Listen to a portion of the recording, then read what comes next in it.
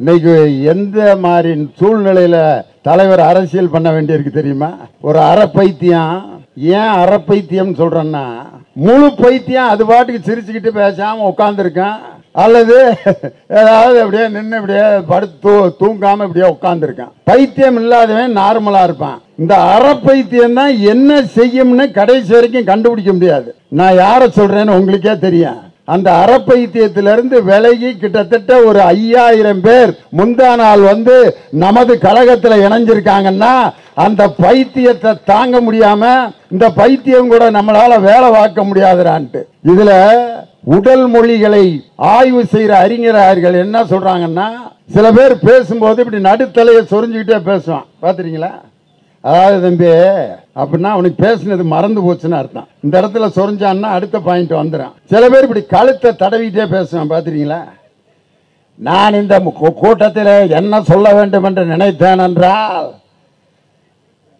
அப்படின்னா ஒன்றும் தயார் பண்ணாமல் வந்திருக்கான்னு அர்த்தம். ஏதோ ஓட்டிக்கிட்டு இருக்கேன், இந்த கழுத்தை தடவை அடுத்து என்னத்தையாவது பேச முடியான்ட்டு இங்கே தடவிட்டு இருப்பேன். சில பேர் இந்த பட்டனை பூட்டுவான், திரும்பி திறப்பான், பார்த்துறீங்களா? இந்த மொழிப்போர் தியாகிகள் கூட்டத்தில்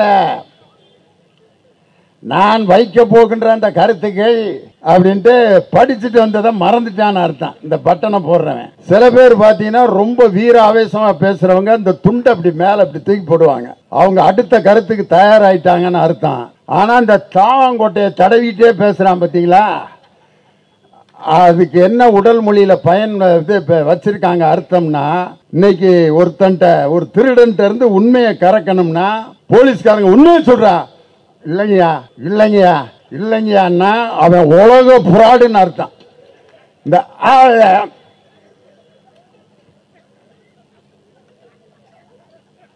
அப்படின்னா என்ன? உடல் மொழிகளுடைய ஆய்வியல் அறிஞர்கள் சொல்றாங்க, இந்த வாயை திருப்பி திருப்பி தடவுறவன் உலகத்திலே மிகப்பெரிய பொய்காரன் அவனாத்தான் இருப்பான்ட்டு. நான் யாரையும் குறிப்பிட்டு சொல்ல, நான் இது ஒவ்வொன்றா சொல்லிட்டு வர்றேன். நீங்க யாரையாவது கணக்கு போட்டுக்கிட்டீங்கன்னா அதுக்கு நான் பொறுப்பு இல்லை. அந்த அறப்பைத்தியம் பேசுதியா இன்னைக்கு திராவிடத்தை கை நீட்டி பேசி கொண்டிருக்கிறார்கள். எல்லாரும் என்ன நினைப்பாங்கன்னா, இந்த அறப்பைத்தியத்தை பிடிச்சி உள்ள வைக்க வேண்டியதானன்ட்டு. அதுக்கு ஏன் அதை பிடிச்சி உள்ள வச்சா என்ன ஆகும்னா, ஜெயில இருக்கவனுக்கும் பைத்தியம் பிடிச்சிடும் அந்த குரூப். அதனாலதான் அந்த குரூப்பை பிடிச்சி உள்ள வச்சா ஜெயில இருக்கவனுக்கும் பைத்தியம் பிடிச்சிடும். சிறைச்சாலையில இருக்கிற அந்த ஜெயிலரும் சட்டையை கிழிச்சிட்டு காக்கி சட்டையை கிழிச்சிட்டு வெளியே வந்துருவாரு, எவன்டா இவனை கொண்டு வந்து இங்க உள்ள வச்சாங்கன்ட்டு. அதனாலதான் அந்த அறப்பைத்தியம் முத்தி முழு பைத்தியமாயி அதுவே செவுத்துல மோதி மோதி மோதி மோதி நுரைய கக்கி கீழே விழுந்துருங்கிறதுனாலதான் அந்த அறப்பைத்தியத்தை இதுவரைக்கும் கைது செய்யாமல் வைத்திருக்கிறார்கள். இன்னைக்கு அந்த அறப்பைத்தியம் கூட எங்க தலைவர் அரசியல் பண்ண வேண்டியது. எப்படி பேசிட்டு இருக்குது ஒவ்வொரு இடத்துலையும் பார்த்தீங்கன்னா, அடே அப்பா, பெரியாரும் அம்பேத்கரும், ஆஹா அம்பேத்கருக்கு நான் மிகப்பெரிய அடிமை, வள்ளுவர் என்னுடைய தாத்தா, வள்ளுவர் என்னுடைய பெரியப்பா, வள்ளலார் என்னுடைய தாய் மாமே, எல்லாம் சொந்தக்காரங்க. வள்ளுவர் இவருடைய தாத்தா. வள்ளுவர் உங்க தாத்தான்னா, வள்ளுவர் வந்து கல்லுண்ணாமை அப்படின்னு ஒரு 10 அதிகாரம் எழுதியிருக்காரு, கல்லு குடிக்காத. வள்ளுவர் எங்க தாத்தா அப்படின்ட்டு மேடையில கல்லு குடிச்சுக்கிட்டு இருக்கான். இந்த குரூப்புகளோட எல்லாம் அரசியல் பண்ண வேண்டியிருக்கு என் தலைவர். அதுக்கப்புறம் பார்த்தீங்கன்னா 1000 பேர் என்னை செருப்பால் அடித்துக் கொண்டிருக்கிறார்கள், 1000 பேர் என் முகத்திலே காரி துப்பி கொண்டிருக்கிறார்கள். அந்த அளவுக்கு என்னுடைய கொள்கை வலிமையானது. அட கொடுமைய, 1000 பேர் செருப்பால் அடிச்சுக்கிட்டு இருக்காங்கிறத கேட்டுட்டான். என் கொள்கை வலிமையானதுன்னு பேசுறான்னா, இந்த குரூப்பை பைத்தியத்தில் சேர்க்கிறதா வேற எதுல சேர்க்கிறது? இந்த பைத்தியங்களுக்கு மத்தியில் தான் திராவிட மாடல் ஆட்சியை வெற்றிகரமாக நடத்தி 2026 முதலமைச்சராக போவது என்னுடைய தங்க தளபதி மு.க. ஸ்டாலின் தான். இன்னைக்கு பார்த்தீங்கன்னா எடப்பாடி பழனிசாமி அவரு, ஐயோ இன்னும் 11 அமாவாசைகள் தான் இருக்கின்றன. அந்த 11 அமாவாசை யாருக்கு பிடிக்கும்? அமாவாசை யாருக்கு பிடிக்கும்னா, யாராவது பெரியவங்க வீட்டில் இறந்துருந்தா அந்த இறப்பு அன்னைக்கு அமாவாசை அன்னைக்கு அவங்களுக்காக சோறு தின்னாமல் இருப்பான். வேற யாருக்கு அமாவாசை ரொம்ப பிடிக்கும்? அந்த நான் சொல்லவே இல்லை, அம்மா அந்த அக்கா சொல்கிறாங்க அமாவாசை வேற யாருக்கு பிடிக்கும்னா திருடனுக்கு தான் பிடிக்கும். ஏன்னா அப்போ தான் ஈஸியாக வீடுகளில் ஏறி குதிச்சு போய் பௌர்ணமி இருக்குது, அமாவாசை இருக்குது, வசந்த காலம் இருக்குது, மழைக்காலம் இருக்குது, குளிர்காலம் இருக்குது. அதை பற்றிலாம் சிந்திக்காத எடப்பாடி பழனிசாமி அமாவாசை பற்றி சிந்திக்கிறாருன்னா ரெண்டே காரணம்தான். ஒன்று, அமாவாசை யாருக்கு பிடிக்கும்னா திருட்டு தொழில் செய்பவர்களுக்கு தான் பிடிக்கும். இவர் 4 வருஷம் திருடிக்கிட்டு இருந்தான், இப்போ வாய்ப்பு இல்லாமல் போச்சு, இன்னொரு அமாவாசை நமக்கு கிடைக்காதான்னு. 1000 அமாவாசைகள் கடந்தாலும் அமைதிப்படை அமாவாசையான பழனிசாமி இனி ஜென்மத்துக்கும் அந்த ஜார்ஜ் கோட்டையின் பக்கத்தில் கூட வர முடியாது. 2026 ஆகஸ்ட் 15 அன்று தேசிய கொடியை ஜார்ஜ் கோட்டையில் ஏற்ற போவது எங்கள் தங்க தளபதி மு.க. ஸ்டாலின் தான். இன்னொருத்தர் பார்த்தீங்கன்னா பனையூர் டு பரந்தூர், அந்த கூத்து பெரிய கூத்தா இருக்கு. இப்பயே கட்சி பதவிக்கு காசு கேட்கிறாங்களாம். கட்சி பதவியை காசு வாங்கிக்கிட்டு பதவிக்கு வர்றவன் இவன் நாட்டில் பொறுப்பு கொடுத்தா என்ன ஆவான்னு இன்னும் கட்சியே உருப்படியா தொடங்கல. பொதுச் செயலாளர் பார்த்தா வீட்டு திண்ணையில் படுத்து கிடக்கிறாரு, அவர் தான் பொதுச் செயலாளர். உங்க கொள்கையை ஒரு அரை மணி நேரம் பேசியானா எங்களுடைய கொள்கையை தலைவர் பேசுவார், பொதுச் செயலாளர் தலைவர் பேசுவார். கொள்கை பொறுப்பு செயலாளர்னு ஒரு அம்மா நிற்கிது, வடதுன்னுகிட்டு இருக்குது எங்க மாநாட்டில். அப்படி ஒரு கட்சி பனையூரிலிருந்து பரந்தூருக்கு வந்து அந்த பரந்தூரில் இருக்கிற போராட்டத்தில் இருக்கக்கூடிய மக்களை சந்திக்கிறேன் என்று சொல்லிட்டு போராட்ட மக்கள் பூரா ஒரு மண்டபத்தில் உட்காந்துருக்காங்க. ஒரு வேனில் நின்று பேசிட்டு இந்த சினிமாவில் காட்டுவாங்க பார்த்தீங்களா, ஏழைகள் குடிசை ஒரு 1000 குடிசை இருக்கும், புல்டோசர் வச்சுக்கிட்டு ஒரு 10 எந்திரம் அப்படியே வரும் குடிசைக்கு பக்கத்தில். உடனே இந்த ஏழைகள்லாம் ஐயா எங்கள் வீட்டை இடிக்க வர்றாங்க ஐயா, வாழ்நாள் முழுவதுங்க ஐயா வாழ்ந்துட்டு இருக்கான், என் வயக்காடு போகுதியா, என் கண்ணுக்குட்டி போகுதியான்னு அழுவான். அவர் உடனே புல்டோசர் அப்படியே நெருங்கி போயிட்டே இருக்கான். அந்த நேரத்தில் வந்து மக்கள் தடுக்க வருவாங்க. உடனே ஒரு அரசியல்வாதிகிட்ட ஃபோன் பண்ணுவார் அவர், நான் இருக்கேன் இடிய குடிசைய. கதாநாயகன் ஒரு பைக்கில் ஓட்ட பைக்கில் 50 கிலோமீட்டர் தாண்டி வந்துக்கிட்டு இருப்பார். புல்டோசரை காட்டுவேன், குடிசையை காட்டுவேன், புல்டோசரை காட்டுவேன், குடிசையை காட்டுவான். அந்த நேரத்தில் கதாநாயகன் வர்ற பைக்குக்கு இடையில ஆயில ஊற்றி விடுவாங்க. அப்படின்னு தப்பிச்சு ஒரு வீல் கலண்டுறோம், ஒரு வீல்லே வருவார். எங்க ஒரு வீல்லே இந்த பக்கம் ஒரு 40 பேர் சுடுவான். எல்லா குண்டையும் ஒரு குண்டு வரும், கையில் பிடிச்சி அப்படி தூக்கி போட்டு வருவார். அதெல்லாம் தூக்கி போடலாம், அதெல்லாம் கண்டுக்கவே கூடாது. வந்து அந்த புல்டோசருக்கும் இதுக்கு இடையில அப்படி வந்து நிற்பார். அப்படின்னு ஒரு 1000 பேர்த்த அடிப்பார், குடிசையெல்லாம் மீட்டு கொடுப்பாரு. உடனே அவருக்கும் கதாநாயகிக்கும் கல்யாணம் ஆகும். தம்பி இது சினிமாவில் வேணா சாத்தியமாகுமே ஒழிய வாழ்க்கையில் இது நடக்காது ராஜா. வேனில் வந்து நீ வாட்டுக்கு மீட்டிங் போட்டுட்டு ஏமாத்திட்டு போலான்னு நினைக்காத. பரந்தூர் மக்கள் வாழ்வியலோடு தொடர்ந்து அந்த வாழ்வியல் ஆதாரம் அவர்களிடம் பாதிக்கப்படக்கூடாது என்று ஒவ்வொரு நிமிடமும் கவனித்துக் கொண்டிருப்பவர் எங்கள் தமிழகத்தினுடைய முதலமைச்சர்.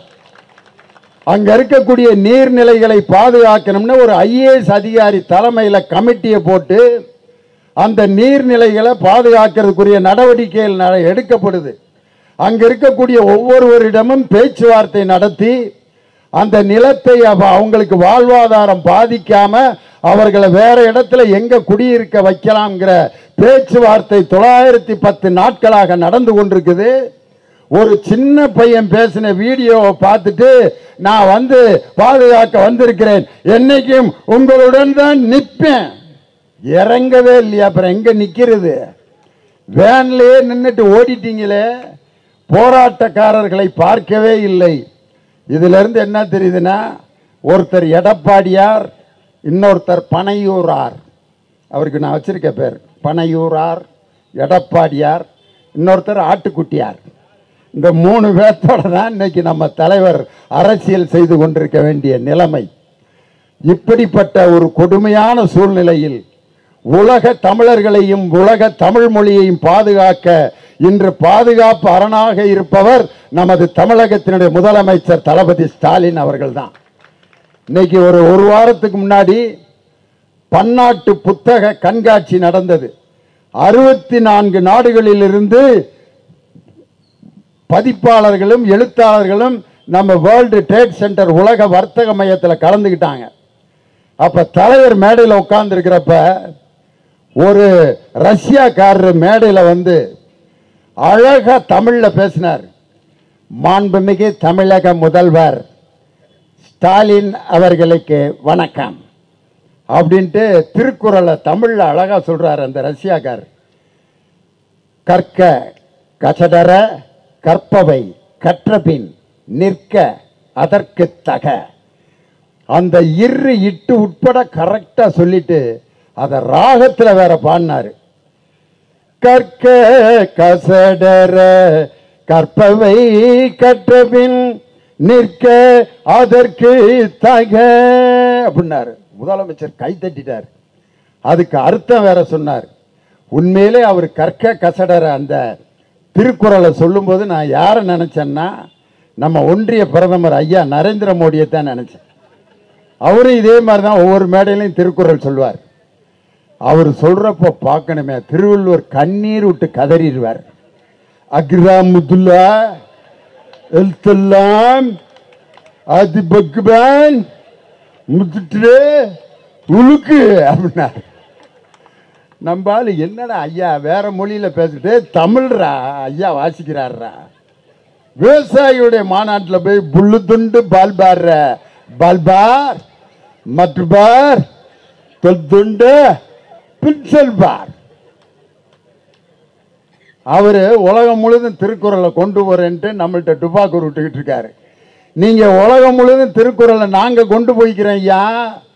நீங்க எங்கள் கல்வியில் தலையிடாமல் மாநிலத்தில் கல்வியை மாநில பட்டியலுக்கு கொண்டு வந்து ஹிந்தியை திணிக்காமல் எங்கள் கல்வி உரிமையை நாங்களே பெறுவதற்கு நீங்க சொன்னீங்கன்னா திருக்குறளை நாங்களே உலகம் முழுவதும் கொண்டு போயிடுவோம். இன்னைக்கு தமிழ்நாட்டில் இருக்கக்கூடிய எல்லா பல்கலைக்கழகங்களிலும் துணைவேந்தர் இல்லாமல், அந்த துணைவேந்தர் இல்லாமல் பல்கலைக்கழகங்கள் இன்று அனாதையாக நிராதரவாக இருக்கிறது. அதற்கு காரணம் மத்திய அரசில் இங்கு இருக்கக்கூடிய அந்த ஆளுநர் அவர்கள் தான். நம்ம தலைவர் தான் சொன்னாரு, இவ்வளவு நாள் ஆளுநரை மாத்துங்க மாத்துங்கன்னு சொல்லிட்டு இருந்தான். எங்க தலைவர் இப்ப புதுசா அருமையான ட்ரெண்ட் எடுத்துட்டார். இந்த ஆளுநரை மாத்தாதீங்க, அவர் இங்கே இருக்கட்டும். அவர் ஒன்னொன்னு எதிர்த்து பேச பேசத்தான் நம்ம தமிழ் மொழி வளர்ந்துகிட்டே இருக்கு. திருக்குறளுக்கு திருவள்ளுவருக்கு அவர் காவி ட்ரெஸ் போட்டோன்னா உடனே நமக்கு என்ன வருதுன்னா திருவள்ளுவர் மதத்திற்கு அப்பாற்பட்டவர்னு சொல்லி அந்த 133 அடி உயரமுள்ள திருவள்ளுவர் மீது இன்னும் நமக்கு பாசமும் பற்றும் அதிகமாகிறதுக்கு காரணமே ஆளுநர் RN ரவி தான். இன்னொன்னு வேற சொன்னார் தலைவர், திரும்ப அடுத்த சட்டமன்றத்துக்கும் நீங்க வாங்க, நாங்க ஆளுநர் உரை எழுதி கொடுக்குறோம், நீங்க வாசிக்காம வெளியே போங்க. தேசிய கீதம் பாடினா நமக்கு என்ன சொல்லி கொடுத்துருக்காங்க பள்ளிக்கூடத்தில்? அட்டென்ஷன்ல நிற்கணும். தேசிய கீதம் ஜனகன அப்படி நிற்பான். ஆனால் உலகத்திலே தேசிய கீதம் பாடுறதுக்கு முன்னாடியே எந்திரிச்சு ஓடின ஒருத்தர் யாருன்னா நம்ம ஆளுநர் தான். தேசிய கீதத்துக்கு நிற்கணும்னு நமக்கு சொல்லி கொடுத்துருக்காங்க, அவருக்கு யார் சொல்லி கொடுத்தாங்கன்னு தெரியல. தேசிய கீதம் ஆரம்பிக்கிறதுக்கு முன்னாடியே ஓடணும்னு. இதுக்கு பேர் தேசப்பற்றா? இப்படிப்பட்டவர்களை எல்லாம் வைத்துக்கொண்டு எங்கள் தலைவர் இன்று தமிழுக்காகவும் தமிழ் மொழிக்காகவும் செய்து கொண்டிருக்கக்கூடிய சாதனைகள் என்னன்னா, அன்னைக்கு நடந்த அந்த பன்னாட்டு புத்தக கண்காட்சியில் கிட்டத்தட்ட 1700 மொழிகளில் தமிழ் மொழியிலிருந்து மற்ற மொழிகளுக்கு மொழிபெயர்ப்பாகின்ற புத்தகங்கள், மற்ற மொழியிலிருந்து தமிழுக்கு மொழிபெயர்ப்பாகின்ற புத்தகங்கள் 1700 ஒப்பந்தங்களை என் தலைவர் கையெழுத்திட்டு பன்னாட்டு புத்தக கண்காட்சியில 1700 ஒப்பந்தங்கள்ல கையெழுத்து போட்டிருக்காரு.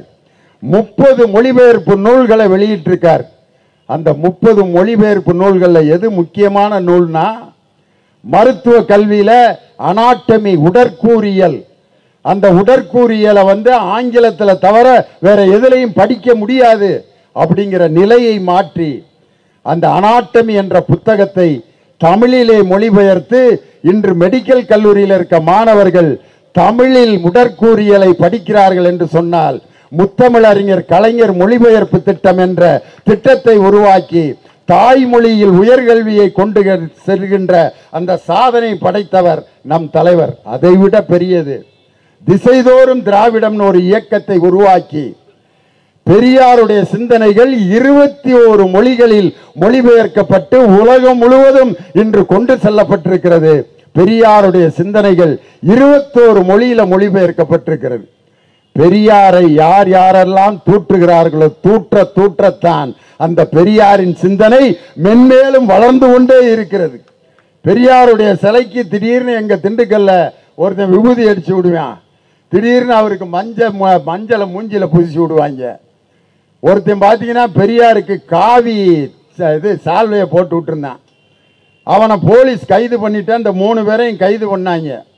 கைது பண்ணி போலீஸ் ஸ்டேஷனில் வச்சிருந்தா அந்த 3 பேரையும் போலீஸ் ஸ்டேஷனில் என்ன தீர்ப்பு கொடுத்தாங்கன்னா, இவர்கள் மூவரும் மனநோய் பாதிக்கப்பட்டவர்கள். பெரியாரை யாரெல்லாம் சீண்டுகிறார்களோ அவர்களெல்லாம் மனநலம் பாதிக்கப்பட்டவர்கள்னு நான் சொல்லல. போலீஸ்ல பிடிச்ச அந்த 3 பேருமே மனநலம் பாதிக்கப்பட்டவர்கள். அதனால தந்தை பெரியார் அவர்கள் போராடிய அந்த தமிழ் போராட்டம், தமிழ் மொழியை காக்குகின்ற போராட்டம், அடுத்து பேரறிஞர் அண்ணா தொடங்கி முத்தமிழறிஞர் டாக்டர் கலைஞர் அதை வழிநடத்தி இன்று நமது தமிழக முதல்வர் தளபதி மு.க. ஸ்டாலின் அவர்கள் சிறப்பாக அதை செயல்படுத்தி நாளை இந்த தமிழுக்கு ஒரு சோதனை வந்தாலும் அதை பாதுகாக்கின்ற ஒரு படை வீரராக எங்கள் இளைஞரணி செயலாளர் மாண்புமிகு துணை முதல்வர் உதயநிதி ஸ்டாலின் அடுத்த படை வீரராக இன்று தயாராகி கொண்டிருக்கிறார் என்று சொல்லி, எக்காரணத்தை முன்னிட்டும் ஹிந்தி என்ற அந்த பேய் தமிழ் மொழியினுடைய சிறப்பையோ தமிழ் மொழியினுடைய வளர்ச்சியையோ அழிக்க முடியாது, ஒழிக்க முடியாது என்று சொல்லி, ஹிந்தி ஒழிக தமிழ் வாழ்க என்று சொல்வதை விட ஹிந்தி ஒழிக என்ற அந்த கோஷத்தை நிறுத்திவிட்டு தமிழ் வாழ்க தமிழ் வாழ்க என்று சொல்லிக் கொண்டிருந்தாலே ஹிந்தி ஆட்டோமேட்டிக்கா நம்ம தமிழகத்தை விட்டு அப்புறப்படுத்தப்படும் என்று சொல்லி, இந்த அருமையான நேரத்தில் கடைசி நேரத்தில் இவ்வளவு நேரம் நாம் பேசுறதுக்கு இந்த கூட்டம் அமர்ந்திருந்த உண்மையான என்னுடைய ரசிகர்களுக்கு என்னுடைய வணக்கத்தையும் வாழ்த்துக்களையும் சொல்லி, நீங்கள் இருக்கும் வரை திராவிட முன்னேற்ற கழகத்தையும் தமிழையும் எந்த கொம்பனாலும் அழிக்க முடியாது. தமிழ் மேலும் மேலும் வளரும். திராவிட முன்னேற்ற கழகம் 2026 ஆட்சி அதிகாரத்தை பிடிக்கும். எங்கள் தளபதி தான் சென்னை கோட்டை கொத்தளத்தில் 2026 ஆகஸ்ட் 15 கொடியேற்றுவார் என்று சொல்லி உங்கள் அனைவருக்கும் மொழிப்போர் தியாகிகள் தின வாழ்த்துக்களை சொல்லி, அவர்களுடைய தியாகம் என்றும் வீண் போகாது என்று சொல்லி விடைபெறுகிறேன். நன்றி, வணக்கம். டாக்டர் கலைஞர், டாக்டர் கலைஞர், டாக்டர் கலைஞர், தமிழக முதல்வர் தளபதி ஸ்டாலின், இளைய தலைவர் உதயநிதி ஸ்டாலின், துணை முதல்வர் உதயநிதி ஸ்டாலின், வீர வணக்கம், வீர வணக்கம். மொழி போர் தியாகிகளுக்கு வீர வணக்கம், வீர வணக்கம்.